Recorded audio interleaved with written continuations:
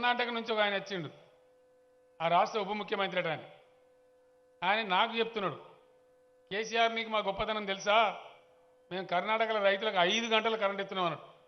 నేను సన్నాసి మాది 24 గంటల రాష్ట్రంలో, నువ్వేం మాట్లాడుతున్నావు?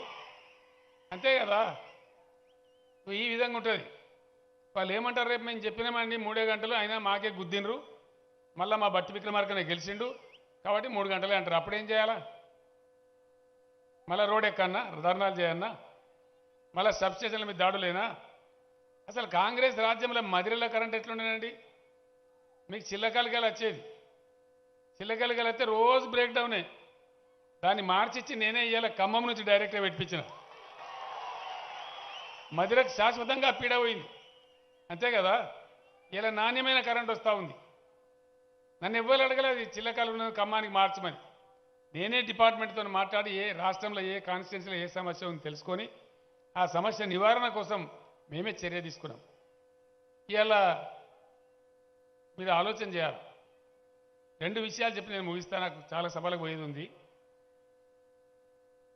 పార్టీల చరిత్ర, పార్టీల నడవడిక, పార్టీల వైఖరి చూడాలని మీకు చెప్పిన.